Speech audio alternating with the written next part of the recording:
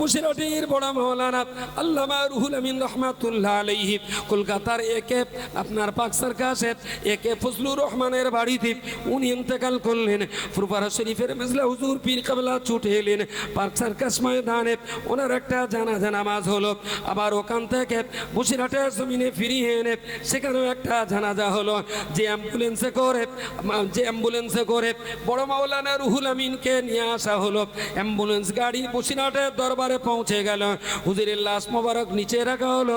সেই দিনকার বাজারে সম্ভবত 10 টাকা অ্যাম্বুলেন্সের ভাড়া ছিল। হুজুরের ডেড বডি কলকাতা থেকে বসিরহাটের জমিনে চলে এসেছে। 10 টাকা অ্যাম্বুলেন্স ভাড়া দেওয়ার জন্য হুজুরের জামার পকেট সন্ধান করা হলো, বাক্সর ভিতরে খুঁজে দেখা হলো, আলমারিতে খুঁজে দেখা হলো, এখানে সেখানে খোঁজ খবর নেওয়া হলো। 10 টাকাও পাওয়া গেল না। গল্লার বান্দা মনে রাখুন, ভক্ত মুরিদ যারা সেদিন ছিলেন, কেউ বা চারানা, কেউ বা আটানা, কেউ বা 1 টাকা দিয়ে চাঁদা তুলে আল্লামা রুহুল আমিনের ডেড বডি বহন করা অ্যাম্বুলেন্সের ভাড়া পরিশোধ করতে হলো। ওই রুহুল আমিন সাহেব রহমাতুল্লাহ আলাইহি একটা টাইমে তিনি বলেছিলেন, আল্লাহ পাক রব্বুল আলামিন আমায় দিনের যে জ্ঞান দান করেছেন, এই জ্ঞান বাংলার জমিনে জিন্দা রাখার জন্য রুহুল আমিন যদি কিতাব লিখে বাংলার মানুষের কাছে আমাকে বিতরণ করতে না হতো, গোটা বসিরহাটের শহরটাকে আমি রুহুল আমিন একা কিনে নেওয়ার ক্ষমতা রাখি। যে টাকা জীবনে রোজগার করেছি, বসিরহাটের শহর আমি একা কিনে নিতে পারতাম। শুধু সেই টাকা দিয়ে সারা জীবন কিতাব লিখেছি, আর সেই কিতাব জাতির ঘরে ঘরে পৌঁছে দিয়েছি।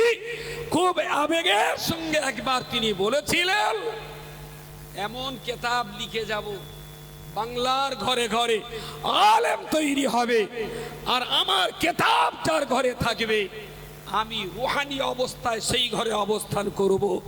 কোন গোমরাহির দল সেই বাড়িওয়ালাকে গোমরাহি জাহান্নামী বানাতে পারবে না। নারায়ে তাকবীর, নারায়ে তাকবীর। যে আল্লাহর হাতে আমার জান আর মান, সে আল্লাহর শপথ, আব্বাজি মরহুম শামসুর রহমানের লাইব্রেরিতে যদি আল্লামা রুহুল আমিনের 95 খানা কিতাব যদি না থাকতো, শামসুর রহমান তার বেটাদের মাদ্রাসায় পড়াবার জ্ঞান হাসিল করতে পারতেন না। আব্বা মাওলানা পাস ছিলেন না, টাইটেল পাস ছিলেন না, তিনি কোরআনের হাফেজ ছিলেন, কিন্তু জীবনে এমন একটা দিন আমি দেখিনি যে আব্বা তক্ত বসে আছেন অথচ হাতে কিতাব নেই। শামসুর রহমানকে এই হালাতে কোনোদিন দেখিনি যে আব্বা শুয়ে পড়েছেন অথচ রুহুল আমিনের তরিকার দর্পণ কিতাবটা তার হাতে নেই। জীবনে যা লড়াই করেছেন সিলসিলার জন্য, এ জাতির জন্য, এই কমিউনিটির জন্য, দাদা পীরের এই নীতি আদর্শকে টিকিয়ে রাখার জন্য আব্বা জিন্দেগিতে যত লড়াই সংগ্রাম করে গেছেন, এই লড়াই আর সংগ্রামে রুহানি শক্তি এসেছে রুহুল আমিনের কিতাব থেকে। রুহুল আমিন সাহেবের কিতাব ঘরে ছিল বলেই শামসুর রহমান সাহেব মরহুম স্বপ্ন দেখেছিলেন ছেলেদের মাদ্রাসায় পড়াতে হবে। তাহলে হাফেজ হওয়া মানে তো গাদার সবাল, শুধু কোরআন বই বেড়ায়, কিচ্ছু বোঝে না। আবার হয়তো তো হাফেজদের গাদা বলে, খুব জ্বালা। আমার প্রিয় শ্রোতা মণ্ডলী, মনে রাখুন, আজকে আমি আপনাকে বলতে চাইছি, আব্বা যে আমাদের মাদ্রাসায় দিয়েছেন, এটা আমি মনে করি বসিরহাট হুজুরের সেই কথার পুনরাবৃত্তি।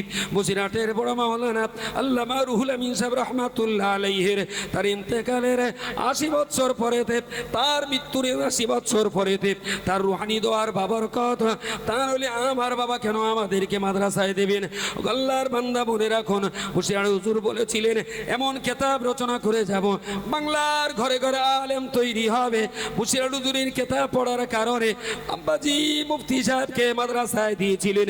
বসিরহাট হুজুরের কিতাবের রুহানি দোয়ার সেই বরকতেই তার বাবা যেমন তার বেটাকে মাদ্রাসায় পড়িয়েছেন, আবার সেই বেটাটা লেখাপড়া শিখে এই যে সুন্দর বাজার বসিয়েছেন। আল্লাহর পাক জাতের কসম করে বলছি, এ জামিয়া রহমানিয়া এটা অবশ্যই দাদা পীর আর বসিরহাট হুজুরের রুহানি দোয়ার ফসল। নারায়ে তাকবীর, নারায়ে তাকবীর। সুতরাং কেউ যদি হুইসেল মেরে টিটিট, কি ব্যাপার, তোমার লাল কার্ড সেলসেলার বাইরে। টিটিট, কি ব্যাপার, তোমার হলুদ কার্ড সেলসেলার বাইরে। আরে বড়াব্বা, আমি তোর রেফারি বলে মানবো, তারপর তোর বাসি লোক। আমি তো তোর রেফারি বলে মানি নে, কেন তুই বাসি দিচ্ছিস কালু? প্লেয়াররা কথা শুনে রেফারি, মাঠের বাইরে থেকেও বাঁশি দিলে সেই বাঁশি রেফারিরা। তুই কি আমার একেবারেই গান ডুবেছিস নাকি যে বাঁশি দিলি মাঠের বাইরে যাবো? সালা মাঠটা কি তোর নাকি? প্রিয় শ্রোতা মণ্ডলী, মনে রাখুন আল্লামা রুহুল আমিন রহমাতুল্লাহ আলাইহি তিনি তার কিতাবের ভিতর কিতাব দিয়ে জাতির জন্য যে খেদমত রচনা করে গেছেন। আল্লামা রুহুল আমিন রহমাতুল্লাহ আলাইহি এত টাকা রোজগার করার পরেতেও তার ডেড বডি বহন করবার জন্য 10টা টাকাও তিনি রেখে ইন্তেকাল করতে পারেননি। এত টাকা রোজগার করার পরেতেও দাদা হুজুর পীর কেবলা রহমাতুল্লাহ আলাইহিকে দেওয়ার জন্য বলেছিলেন মশারি। উনি বললেন না, আমার দিতে হবে না, আমার রক্ত মোসাইকেল ইসলাম ক্ষতিগ্রস্ত হবে না। কিন্তু এলমে দিন যদি চর্চা বন্ধ হয়ে যায়, ইসলাম বড় হোঁচট খাবে, বড় আঘাত খাবে। তাই আমার পিছনে টাকা খরচা করে মশারি কিনতে হবে না, বরং ওই টাকা দিয়ে আমার লিল্লা বোর্ডিংয়ে তোমরা 10 কেজি চালির ব্যবস্থা করে দাও। আল্লাহর বান্দা, আপনি আপনাকে বলতে চাইছি ফুরফুরা পীর সাহেব কেবলা তিনি তার ব্যক্তি স্বার্থ রক্ষা করতে চাননি, জাতি স্বার্থের জন্য জীবন কোরবানি দিয়েছেন। বসিরহাটের বড় মাওলানা সাহেব তিনিও তার ব্যক্তি স্বার্থ রক্ষা করতে চাননি, জাতীয় স্বার্থেই খালি হাতে খবরে চলে গেছেন। আল্লাহর বান্দা, মনে রাখুন এই দুইজন মহাপণ্ডিত আমাদের সমাজ থেকে বিদায় নিয়েছেন, কিন্তু আমরা তাদের কিতাবের ভিতরে, তাদের জীবনী কেতাবের ভিতরে, ফতোয়া ফরাজের কেতাবের ভিতরে আজও আমরা দাদা হুজুর বসিরহাট আল্লামা রহমাতুল্লাহ আলাইহি কেতাবের ভিতরে জ্ঞানীর অন্তর্চক্ষু দিয়ে দাদা হুজুর বসিরহাট হুজুরকে আজও আমরা কলবের ভিতরে তাদেরকে জিন্দা দেখতে পাই। জোরে সোরে বলুন সুবহানাল্লাহ। প্রিয় শ্রোতা মণ্ডলী, তারা দিনের মেহনত করেছিলেন বলেই আজকের দিনের এই বাজার। অস্বীকার করার হিম্মত আছে কারোর? তো তারা দিনের মেহনত করেছেন বলেই এই সুযোগটুকু আমরা পেয়েছি দিনের খেদমত করার। এই মুহূর্তে জামিয়া রহমানিয়ার, আমি সেই জামিয়া যেবার প্রতিষ্ঠিত হয় বলেছিলাম জমির সীমানা ঘেঁষে কলা গাছ লাগিয়ে দেবো, মনে পড়ে? জমির সীমানা গেছে কলা গাছ লাগিয়ে দেবো। এই লোকটা আমার কাপের ফতোয়া দেবে, আর এই কলা গাছের ছেড় চালা সীমানা ভোগ করে ওর বাড়ির ভেতরে গিয়ে কলার তেড় ছাড়বে। বুঝতে পারিনি? আমারে গাল দেয়, কিন্তু বাড়ির বৌমাটা আবার মুফতি সাহেব ভক্ত, ঠেলা সামলে। এবার এখন জামিয়ার ছাত্ররা, তারা কুচবিহার জামে মসজিদের ইমাম, জামিয়ার স্টুডেন্ট দক্ষিণ দিনাজপুরের ইমাম, জামিয়ার স্টুডেন্ট কাকদ্বীপের মুসলিম লিডার, জামিয়ার স্টুডেন্ট বারুইপুর মসজিদের ইমাম, জামিয়ার স্টুডেন্ট হাওড়া জেলা মসজিদের লিডার, জামিয়ার স্টুডেন্ট বাঁকুড়া জামে মসজিদের লিডার, জামিয়ার স্টুডেন্ট বাংলাদেশ সীমান্তবর্তী এলাকার মসজিদের মুসলমানদের লিডার। জামিয়ার কলা গাছের তেড় গোটা বাংলা যখন ছেয়ে গিয়েছে, শামসিকার তখন বিশাল মাথা খারাপ, বাস করব কোথায়? ঠিক এই জায়গায় দাঁড়িয়ে খুব ক্লিয়ার কাট কথা বলছি, এই জায়গাটায় দাঁড়িয়ে অন্যেরা যত বেশি রাসূলুল্লাহকে অপমান করার চেষ্টা করেছিলেন, প্রত্যেকবারেই ওরা একটা করে কাটি মেরেছে, নবীর একটা করে মুআজিজা বহিঃপ্রকাশ ঘটেছে। সুবহানাল্লাহ বলেন। রাসূলুল্লাহর একটা করে মুআজিজা প্রকাশ পেয়েছে।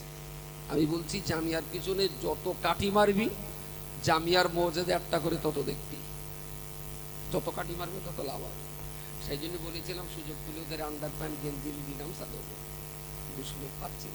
কারোর সঙ্গে যদি সুযোগ হয় একটু দিয়ে দেবেন, আমি খরচা দিয়ে দেবো। আর ভেবের বাটা সন্দেহ যদি পান সভা চেক দেবেন, স্বামী স্ত্রী খেতে খুব ভালো লাগে, দিয়ে দেবেন। প্রিয় শ্রোতা মণ্ডলী, মনে রাখুন, এতটা কথা বলার পরে এবারে আপনাদেরকে বলতে চাইছি যে জামিয়া আমাদের হৃৎপিণ্ড, জ্ঞানের একটা প্রাণকেন্দ্র। সিলসিলায়ে ফুরফুরা শরীফের গোটা বাংলার ভিতরে ইলমে হাদিস চর্চা করবার, ইলমে তাফসীর চর্চা করবার, উসুলে হাদিস চর্চা করবার, আকায়েদ চর্চা করবার একটা বিশেষ প্রাণকেন্দ্রে যখন পরিণত হয়েছে, এই জামিয়াকে সুরক্ষা দেওয়ার জন্য শুধুমাত্র আমরা আল্লাহর উপরে ভরসা করি, কেবলমাত্র আল্লাহর উপরে ভরসা করি, একমাত্র আল্লাহর উপরে আমরা ভরসা করি। আমরা আল্লাহ ছাড়া আর কাউকে পরোয়া করি না। তবে সঙ্গে এটাও মনে রাখতে হবে, মিম্মা রাযাকনাহুম ইনফিকুন। ইমানদার তো তারাই, ইমানদার বান্দা তো তারাই, স্বয়ং আল্লাহ পাক রব্বুল আলামিন তিনি তো কোরআনের ভিতরে বলেছেন, মিম্মা রাযাকনাহুম ইনফিকুন। আল্লাহ প্রদত্ত রুটি রুজি থেকে যারা দ্বীনের পথে ব্যয় করে, ইসলামের জন্য ব্যয় করে, তারাই তো প্রকৃত অর্থে ইমানদার। ও আল্লাহর বান্দা, মনে রাখুন, দাদা পীর কেবলা মশারি কিনতে বলেননি, বলেছেন আমার যে টাকার মশারি কিনবে ওই টাকা দিয়ে আমার হোস্টেলের বাচ্চাদের চালির ব্যবস্থা করে দাও। মুশিয়াট আল্লাহ ইন্তেকাল করলেন, গাঁঠির টাকা দিয়ে তার ডেড বডির ভাড়া দেওয়া সম্ভবপর হলো না। এত টাকার মালিক হওয়ার পরেতেও সর্বস্ব হারিয়ে তারা খালি হাতে কবরে গেছেন। তবে আমাদের চোখের অন্তরালে নিশ্চিত আল্লাহ পাক রব্বুল আলামিন জান্নাতের সুখ শান্তি নাজ নেয়ামত তাদের কবরে আমার আল্লাহ জারি রেখে দিয়েছেন। জোরে সোরে বলুন সুবহানাল্লাহ। এতটা মানুষ দ্বিতীয় দিনের অধিবেশনে এতটা মানুষ রয়েছেন। মুফতি সাহেবের শারীরিকভাবে বড্ড অসুস্থ মানুষ, এই বিরাট ব্যয়ভারের বোঝা তার ঘাড়ে আমরা চাপিয়ে দিয়েছি। আল্লাহর বান্দা, দূর দূরান্ত থেকে যতটা পারি সাইড থেকে আমরা সহযোগিতা করার চেষ্টা করি, তবে মেনলি পূর্ণ টেনশনটা তাকেই বহন করতে হয়।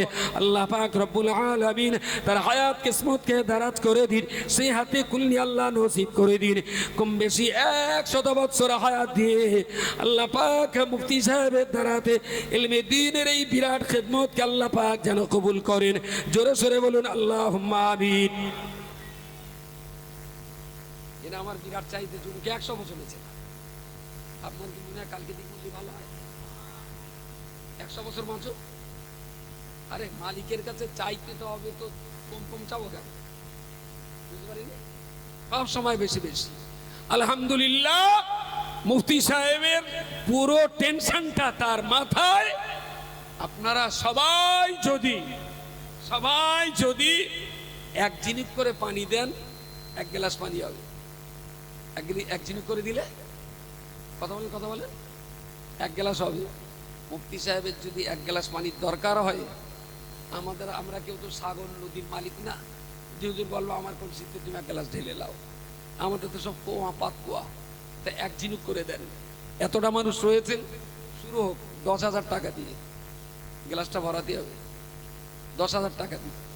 আল্লাহ পাকের কোন বান্দা রয়েছেন জামিয়া রহমানিয়ার এতগুলো বিভাগ, হিফজ বিভাগ, কিরাত বিভাগ, তাখাসসুস বিভাগ, তাফসীর বিভাগ, হাদিস বিভাগ, সব কিছুকে মিলিয়ে নিয়ে সুন্দরভাবে জামিয়া পরিচালনা করতে যে 2 কোটির অধিক টাকা বছরে খরচ রয়েছে।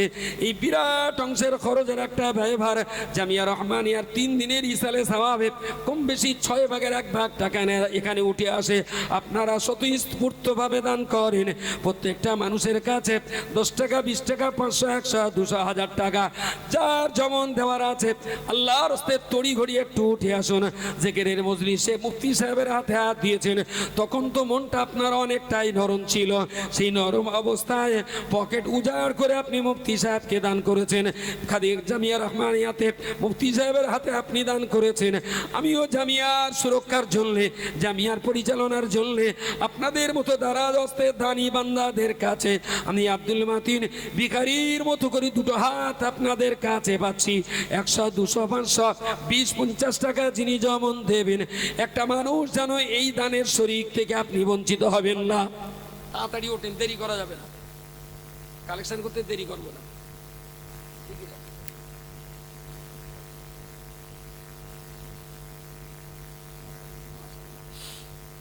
একটু তদবির দেন দিন, আমার তো গলার অবস্থা খারাপ। মাইক, আরে বাপ্পারা ফাঁকিবার বসে রয়েছে, একটু মাইক নিয়ে তদবির দেন, একটু আল্লাহরে ডাকেন। নারে তাকবীর, আল্লাহ। একটু তাকবীর দেন না, আল্লাহর নাম একটু তাকবীর দেন। নারে তাকবীর, নারে তাকবীর।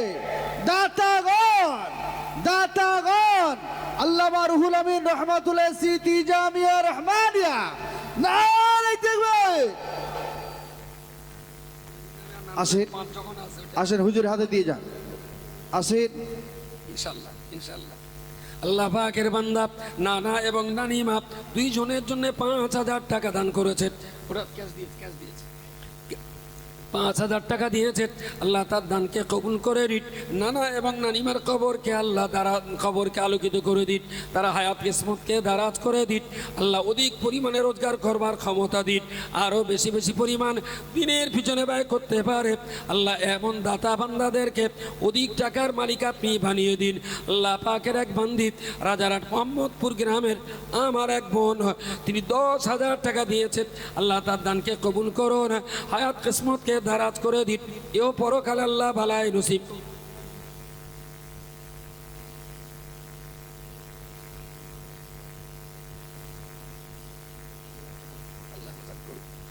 একটা বাচ্চা মেয়ে আজকে পানিতে ডুবে গিয়েছিল, আল্লাহ হায়াত রেখেছেন, ফিরে এসেছে। দোয়া করেন আল্লাহ তাকে যেন সহি সালামতে আবার সুস্থতার জগতে ফিরিয়ে দেন। বলো না আমিন। নারে তাকবীর।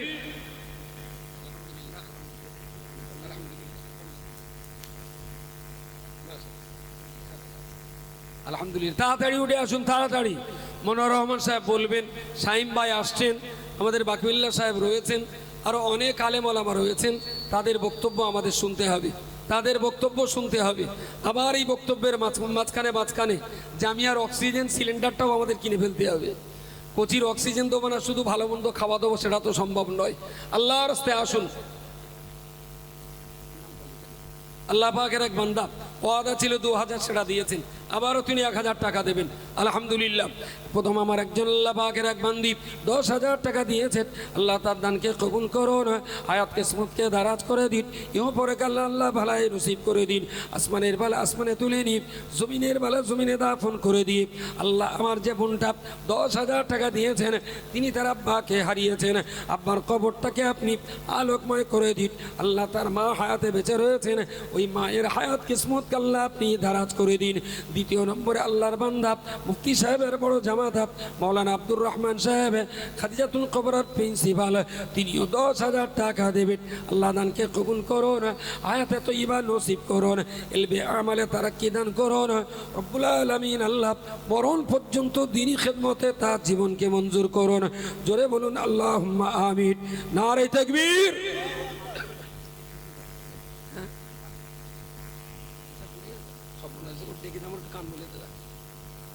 আমি চেয়েছি 10,000, চুলকুল মেরে দিচ্ছে 20,000। আমি তো 10,000 বেশি চাইলে আজকে। আল্লাহ পাকের বান্দা জনাব ইশারুল ইসলাম সাহেব এবছর তিনিও হজ পাকের যাত্রী।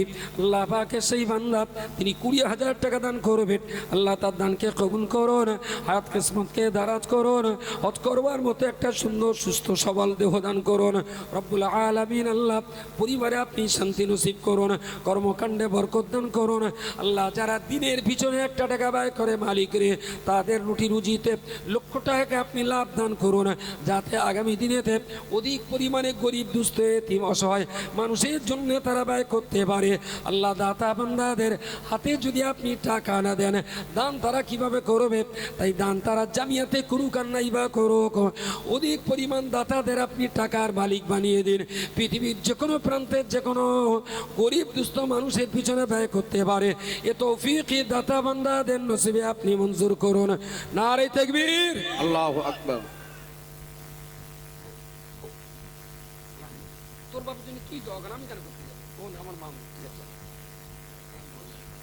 আমি বলবো আল্লাহ আমার মামুরে ভালো রাখো, তোর বাবার জন্য বলবো আলহামদুলিল্লাহ। আমার মামু তো ভাই মাশাআল্লাহ 10,000 টাকা দুটো হয়েছে, 20,000 টাকা একটা হয়েছে। যদি আল্লাহর কোনো বান্দা, এতটা মানুষ রয়েছেন, আমি বিশ্বাস করি এখনো কোনো না কোনো বান্দা আছেন 5,000 টাকা আল্লাহর একজন বান্দা দিয়েছেন। মুস্ত বলে আমার এক ছোট ভাই, শ্রীকাঠি মহেশপুরের দিকে বাড়ি, 5,000 টাকা নগদ দিয়েছেন।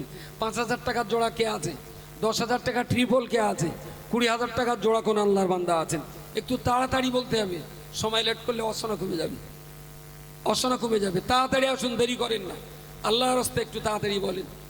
ভেবেছে কালকে তো আমি ফিল্ডে গেলাম, মনে করে আজকে বাসপানি মাল পকেটে থাক, আজকে আর এত লোকের কাছে যাওয়া সম্ভব না। তাড়াতাড়ি বলুন। কোন আল্লাহর বান্দা আছেন পীর সাহেব কেবলা বললেন আমার মশারি দিতে হবে না, বাচ্চা কটার রাত্রিবেলা খাওয়ার ব্যবস্থা করে দাও। আমরা তো সেই তরিকার মানুষ, আমরা তো তার পদঙ্ক অনুসরণকারী মানুষ, আমরা তো তাদের রাস্তায় চলা মানুষ। প্রিয় রাসূল সাল্লাল্লাহু আলাইহি ওয়াসাল্লামের অভাব অনটনের কথা ইতিহাসে পড়লে এমন কোন মানুষ নেই যে সে চোখের পানি না ফেলে বই আটকাতে পারবে। এত কষ্ট আর্থিক অনটনের মধ্য দিয়েই রাসূলুল্লাহ জীবন কাটাতে হয়েছে। সুতরাং সেই সবগুলো কথা, সেই সমস্ত কথাগুলো মাথায় রেখে দিনের জন্য আমাদের জান প্রাণ অর্থ সম্পদ সবকিছু তো উজাড় হওয়া উচিত।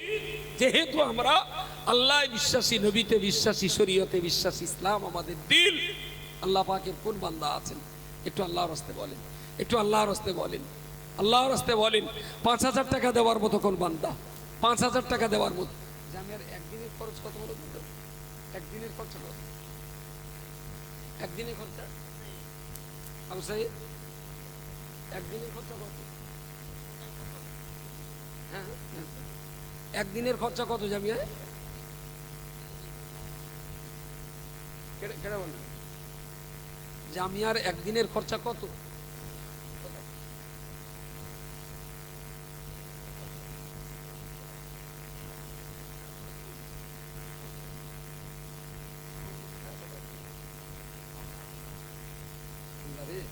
আমাদের মুফতি সাহেব যে হুজুরের ছাত্র, আমাদের আলহাজ হাফেজ আব্দুল খালেক সাহেব হুজুর, আল্লাহ মানুষটার হায়াতে তৈয়বাকে বৃদ্ধি করে দেন, বলুন আমিন। তো ওনারই ছাত্র হাফেজ শফিকুল ইসলাম, সে বেচারা আবার অন্ধ, চোখে দেখতে পায় না, শুধু শুনে শুনে কোরআন মুখস্থ করেছে।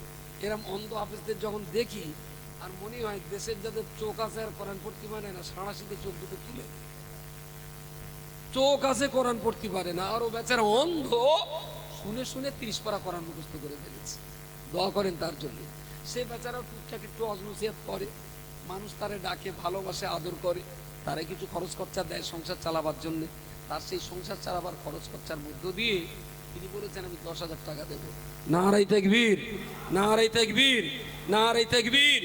আল্লাহ আমার জনাব ভাই শফিকুল ইসলামের হায়াতকে দারাজ করে দিন রব্বুল আলামিন। আল্লাহ তার ইলমে দ্বীনের উপরে ইস্তেকামাত রাখুন, শুধুমাত্র মরণ পর্যন্ত নয়, মৃত্যুর পরে কবর, কিয়ামত, সিরাত, মিজান, জাহান্নামকে অতিক্রম করে আল্লাহ দয়ার জান্নাতের ভিতরে গমন করা পর্যন্ত আপনার কোরআন ইয়াদ রাখবার মতন ক্ষমতা নসিব করুন।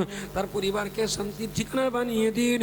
আসমানি রহমত আর বরকতের দুয়ারকে আল্লাহ হাফেজ শফিকুল ইসলাম ওই অন্ধ ভাইয়ের নসিবে আপনি কবুল করুন। জোরে বলুন আল্লাহুম্মা আমিন। নারে তাকবীর।